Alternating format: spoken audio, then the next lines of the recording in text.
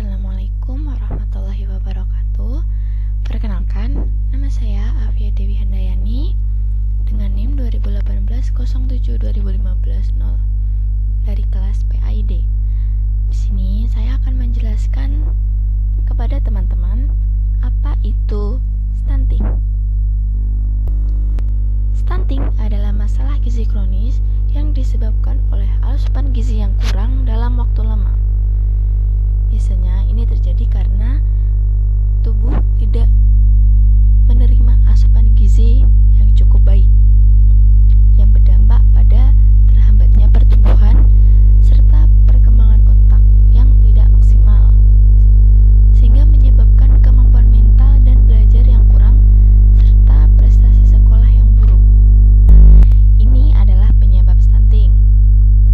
Yang pertama adalah kurang gizi kronis dalam waktu lama. Yang kedua, retardasi pertumbuhan intrauterin.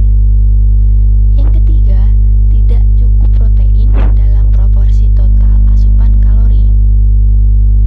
Yang keempat, perubahan hormon yang dipicu oleh stres.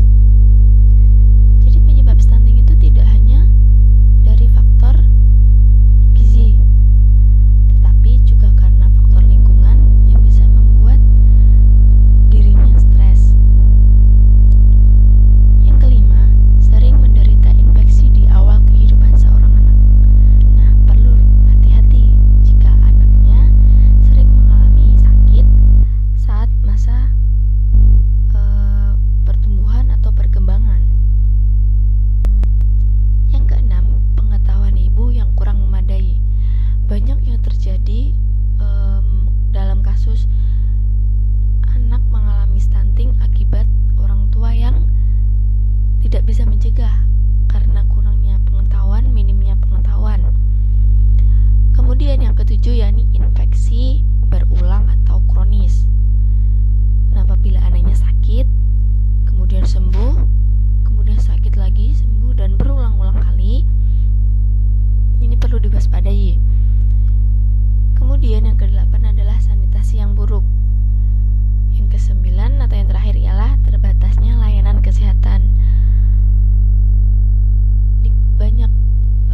Di kota-kota itu sudah banyak layanan kesehatan.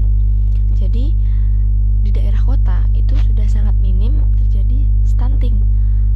Berbeda lagi di daerah-daerah pelosok yang sulit terjangkau oleh tenaga kesehatan.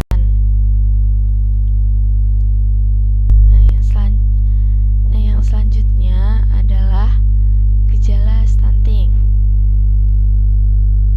Gejala stunting yang pertama adalah anak berbadan lebih pendek untuk anak seusianya.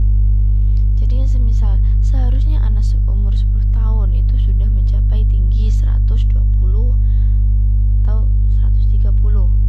Nah, itu minimalnya. Dan apabila anak tersebut kurang dari minimal tinggi tersebut, maka sebagai orang tua perlu mengecek anaknya ke layanan kesehatan terdekat. Yang kedua yakni proporsi tubuh cenderung normal, tetapi anak tampak lebih muda atau kecil untuk usianya. Dari faktor muka mungkin bisa. Nah, yang ketiga yakni berat dan rendah untuk anak seusianya. Biasa kita menyebutnya anak krempeng sih. Nah, itu karena faktor kurangnya asupan gizi yang diterima oleh anak tersebut. Terus yang keempat yakni pertumbuhan tulang tertunda. Tulang yang sedang mengalami perkembangan pertumbuhan itu justru tidak mengalami pertumbuhan. Yang selanjutnya yakni cara mencegah stunting.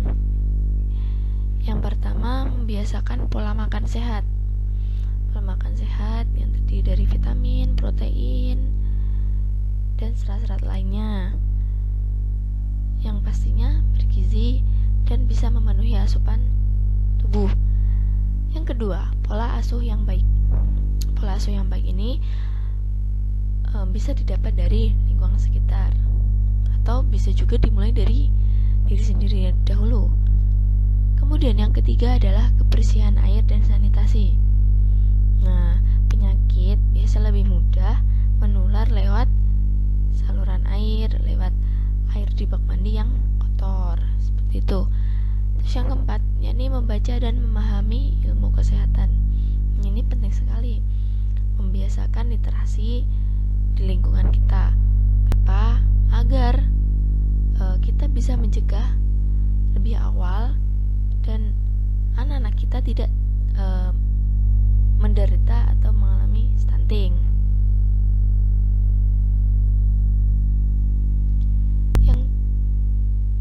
Yang terakhir yakni cara mencegah stunting. Lanjutnya yang tadi ya. Yang kelima, yakni mengkonsumsi makanan dengan kandungan nutrisi yang dibutuhkan selama hamil. Jadi ibu hamil itu seharusnya menerima asupan gizi yang lebih. Kenapa? Karena juga untuk janinnya juga. Selain untuk dirinya sendiri, asupan gizi tersebut juga disalurkan untuk janinnya.